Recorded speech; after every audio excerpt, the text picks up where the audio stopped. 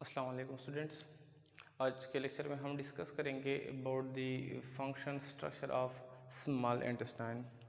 Last time हमने discuss किया था स्ट्रक्चर ऑफ स्टमक को, जिसमें हमने ये डिस्कस किया था कि हमारे पास स्टमक्स के टू मेन पोर्शन है।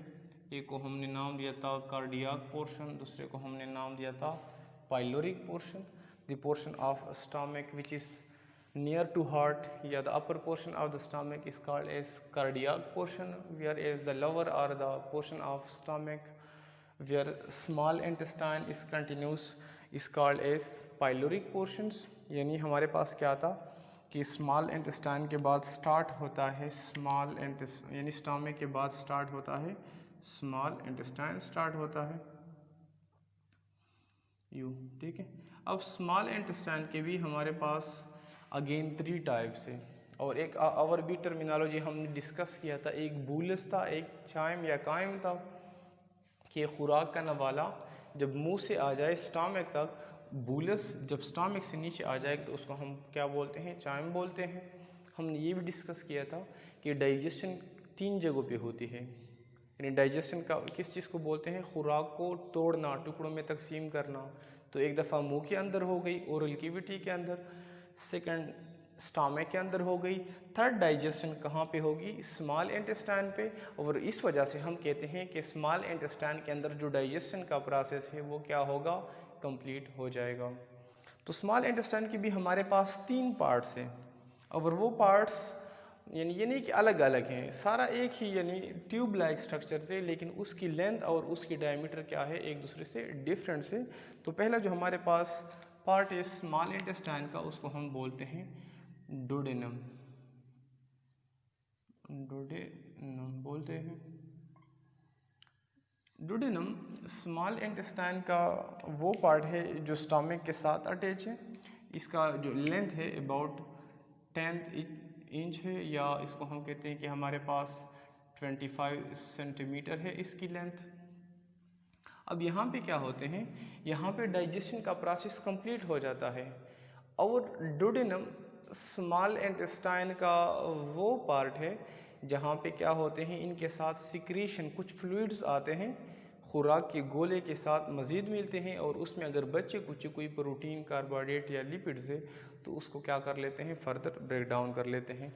तो 3 different secretion are added to the duodenum in order to digest the food remaining food substances. तो 3 सिक्रीशन कौन कौन से सिक्रीशन बोलते हैं, फ्लूइड्स को बोलते हैं, प्रोडक्ट्स को बोलते हैं। तो पहला एक होता है बाइल। क्या है हमारे पास, बाइल। बाइल क्या है, व्हाट इज बाइल? लीवर से, यानी लीवर का भी फंक्शन होता है स्मॉल इंटेस्टाइन में। लीवर से एक किस्म का फ्लूइड आता है जिसको हम बोलते हैं बाइल का नाम देते हैं।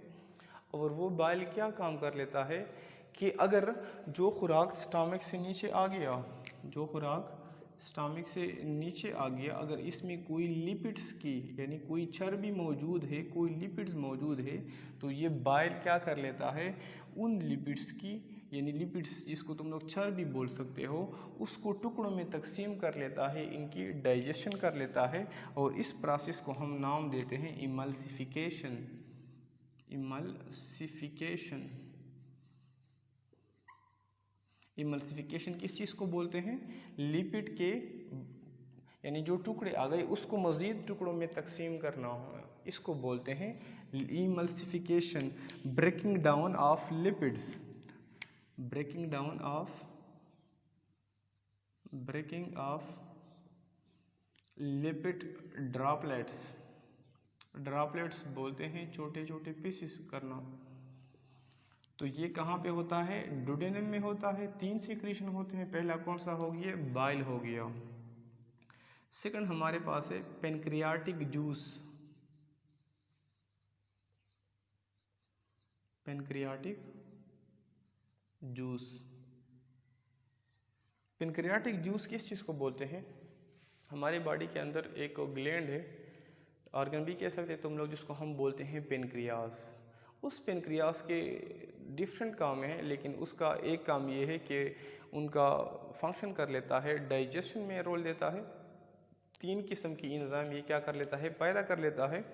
पहले जो एंजाइम है यानी पेनक्रियाटिक जूस में तीन किस्म के एंजाइम होते हैं, जूस मिक्सचर होता है। पेनक्रियास से आने वाला जो जूस है, जो केमिकल है, इनमें तीन एंजाइम होते हैं। एक होता है ट्रिप्सिन, सेकंड इनके अंदर होता है पेनक्रियाटिक एमिलेज,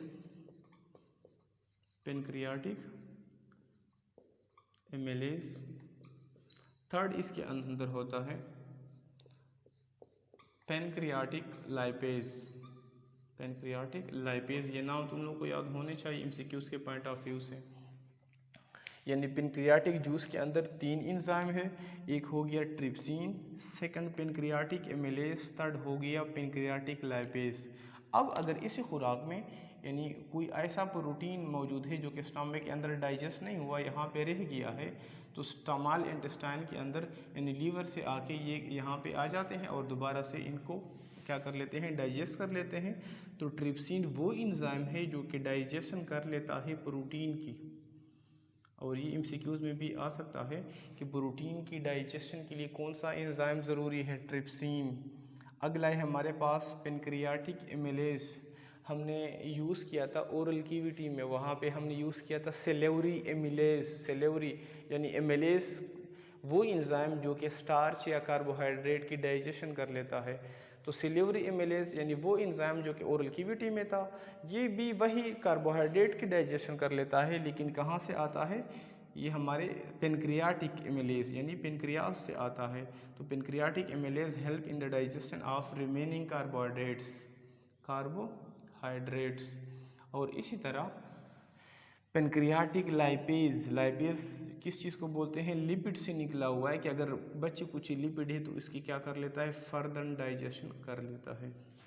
तो डुडेनम में अगर फंक्शन शॉर्ट क्वेश्चन में आ जाए कि डुडेनम के कौन कौन से फंक्शन है, तो एक बाइल हो गया, अगला पेनक्रियाटिक जूस हो गया।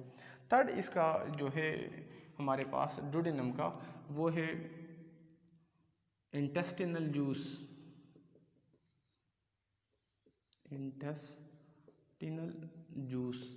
इंटेस्टिनल जूस किस चीज़ को बोलते हैं, इंटेस्टिनल निकला हुआ है, इंटेस्टाइन से निकला हुआ है। ये जो इंटेस्टाइन है, इसको अगर मैं यू करूँ तो इन इंटेस्टाइन के वॉल्स पे, इनकी दीवारों पे सेल्स होते हैं, ठीक है, और वो सेल सिक्रीशन कर लेते हैं, एक किस्म की केमिकल जूस पैदा कर लेते हैं। अब अगर कोई ऐसा सब्सटेंस है जो कि ना ओरल कैविटी के अंदर डाइजेस्ट हुआ, ना स्टमक के अंदर डाइजेस्ट हो गया, ना डुडेनम के अंदर, तो वो एंड पे क्या कर लेता है, जो इंटेस्टिनल जूस है वो दरमियान में आके उनको क्या कर लेता है, डाइजेस्ट कर लेता है। अगर कोई बच्चा कुछ कार्बोहाइड्रेट है, प्रोटीन है या स्टार्च है या कोई लिपिड्स है, तो उनकी क्या कर लेता है, डाइजेशन कर लेता है। तो ये हमारे पास क्या हो गया, डुडेनम हो गया। अगला जो हमारे पास है वो है जेजुनम है, यानी स्मॉल इंटेस्टाइन के तीन मेन पार्ट्स है। पहले हमारे पास क्या था, डुडेनम, सेकंड जो है वो है जेजुनम।